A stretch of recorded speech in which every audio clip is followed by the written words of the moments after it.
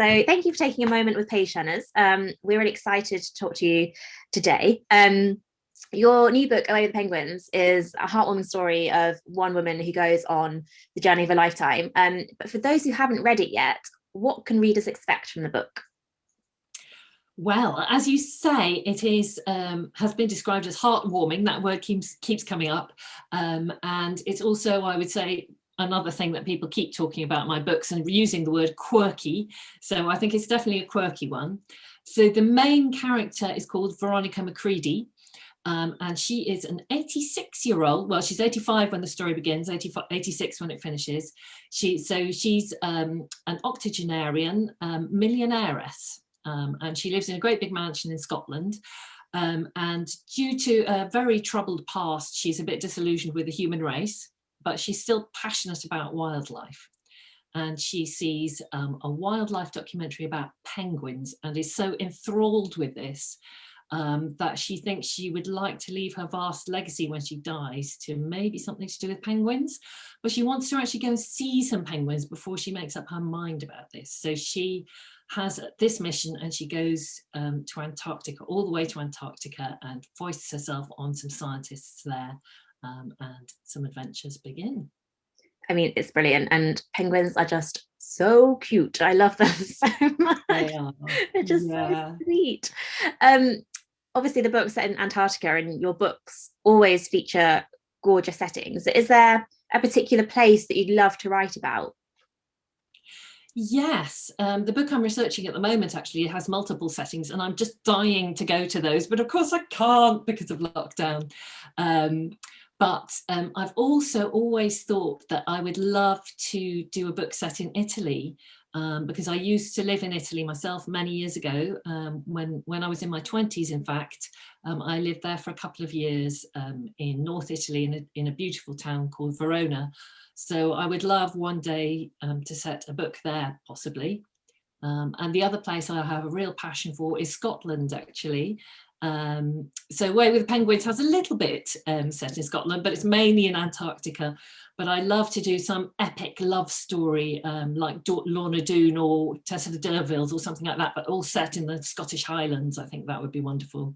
Yeah, I think I've been to Northern Italy before, like Lake Garda and kind of Lake Como. It's like what I think heaven looks like, kind of all lush and green, but big lakes and big mountains. It's just so, like, dramatic. It's got everything. It's lovely. It has. And you've got all the wonderful Italian culture as well, and the buildings, even the cities are beautiful. Yeah. And the mountains in the countryside. So yeah, it is an area with everything, I think. Yeah, definitely. During lockdown, obviously we can't travel, and patients we love to travel. But are there any books that you've read or anything that you've watched that's helped you feel like you're exploring new places even when we can't go in real life? Yes, I've actually, I think it was during the first lockdown, I watched the TV adaptation of David Nichols's book, Us, which I expect you know well. It's a fabulous book. I read it first a while back, and I thought, well, I must watch this. And of course, that's set in multiple different settings around Europe, from Amsterdam to, well, lots of places in Italy as well. So just watching that, of course, you saw the places, and that really made me long to travel again. And what else? Oh yes, I've also read Once Upon a River by Diane Setterfield, and that's of course just set along the River Thames, but it's so beautiful. The place is just explained and described so exquisitely. So that's another one that's kind of taken me out of my present house, my present mindset, and just completely immersed me in a different world. So that was lovely. Yeah, waterside, riverside places. Yeah, I think that adaptation of Us was actually maybe one of the best, like, book to TV adaptations I'd seen, in the way that it was so true to the book. And I think in the book, like, it is like full of humor, but there's a touch of pathos. And I think I can't remember who the actor was who plays the dad, but you can really kind of see the kind of how desperate he is to hold on to his marriage, and like kind of at the end, like slowly letting it go. Like, it was just done so brilliantly and realistically, and just lovely. It was really He great. was brilliant, wasn't he? And I think David Nichols wrote the script for the TV adaptation as well. But I remember hearing an interview with him, and he did say that, you know, it's so different, obviously, having to write TV adaptation, because you miss out all those things that are going on in his head. Writing from the first person, of course, you can do that in a novel, but for the script, you've got to cut out all of that. But he chose a character who could just express it so well in his face.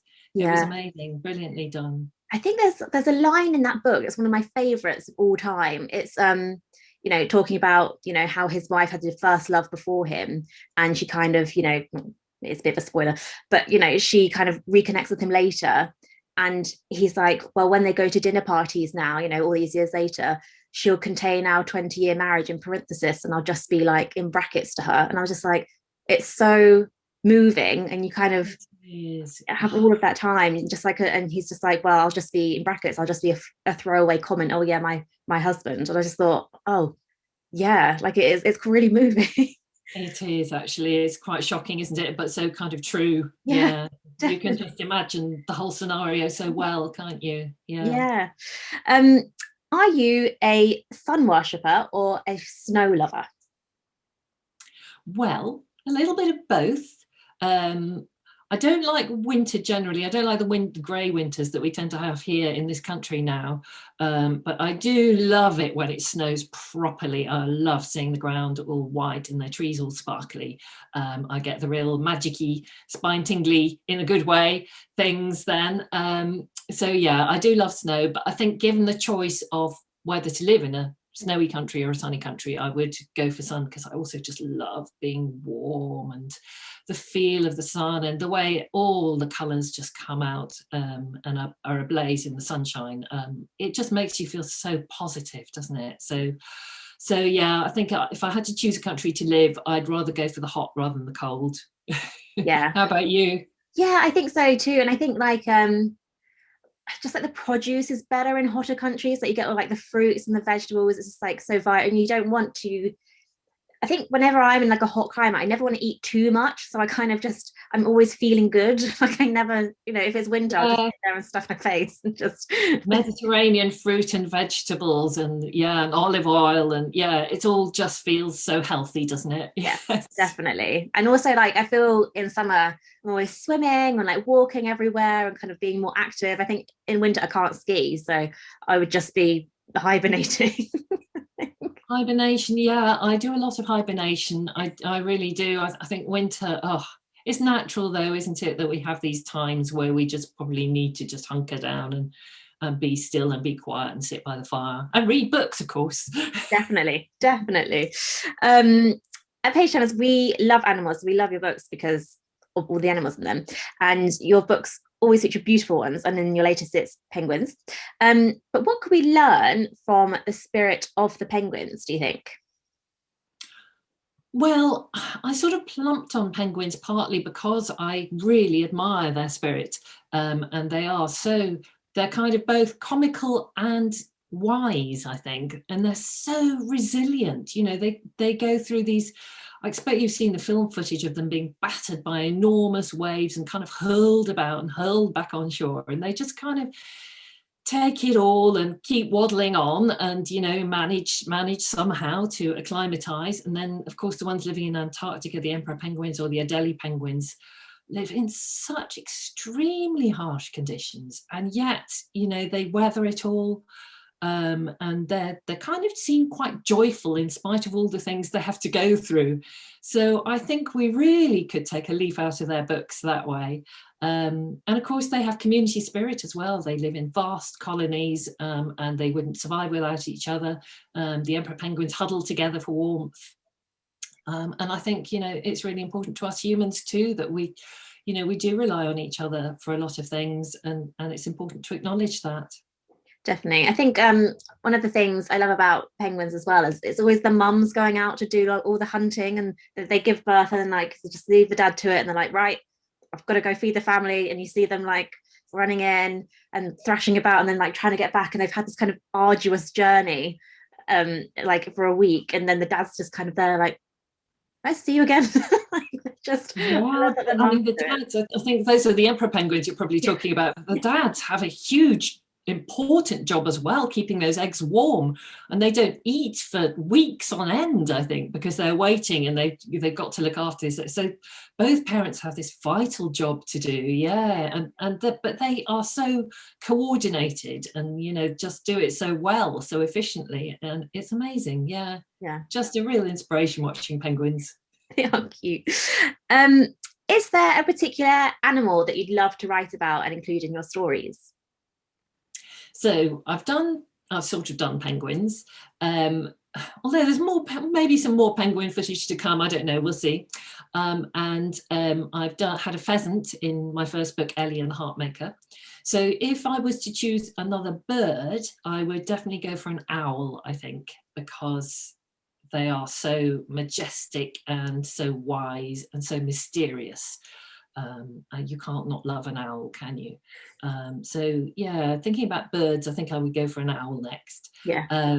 Animals, well, I do like the cute and cuddly ones, so I might go for a cat. I have a cat who I love very much, so I find cats very, very adorable, so that might happen at some point. And also another one that really fascinates me are otters. I've seen them in sort of sea life centres quite a few times, and just their playful spirit is amazing. They are so lovely to watch, and I think I'd like to do another wild animal sometime, and it might just be the otter. There's something so magical about them. They're wonderful. And the way they float on their backs in the water and hold hands so they don't drift apart when they're asleep, and little things like that are just so enduring. Yeah, we have quite a few otters near, like where my family are from, like out in the country, and they're really good swimmers. They're really kind of like lithe and flexible. I just thought, I don't know what I thought they were, but they've got like really big claws and then kind of like really kind of slinky bodies. Like they're quite fast on their feet than you'd think they'd be. But yeah. They are, yes. They're very super efficient, incredibly streamlined. Yes. Yeah. Amazing. Athletic creatures. But fun as well. Really fun, I think. Yeah, definitely. I'm also a cat mum as well. So I'm all about, the cat stories. It's kind of, I got her actually just before lockdown, kind of accidentally, and she's just been a lifeline. She's just pure joy every time she's in the room, like just a little face. It's just, I mean, if you're gonna sit at home, totally with you there. I'm just looking inside to see if my Percy is there, but he's not actually today. But normally he's absolutely by my side when I'm sitting writing at the computer. And first thing in the morning, last thing at night, it's Percy Cuddles.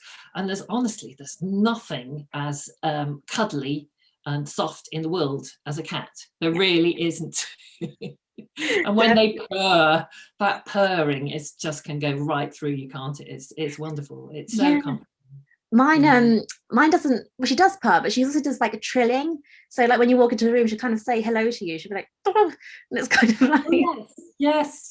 There's a kind of sweet little kind of semi-purr noise, isn't there? Yes, they have quite a range of language, in fact, don't they? Very good at expressing themselves.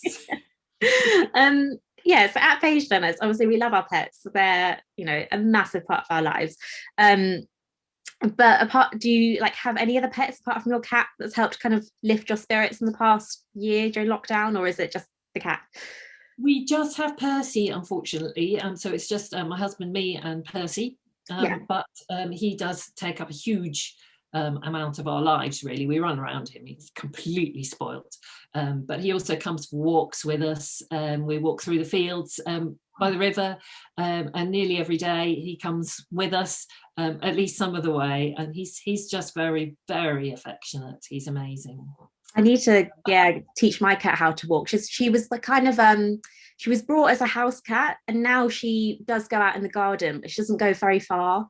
And I'd love to go on a walk with her, but she's not very used to kind of streets, like noises. And it depends where you are, because we're in the country, so it's much easier. We can go out and not see anybody, and there'd be no cars, and we can just walk through the fields. There's not even a footpath, but we can just go through the fields, and so it's quite safe. But but Percy's always wanted to follow us, even when we were living in towns. He tried to follow us along the road, and then of course we can, there he is now. Yes, we're talking about you.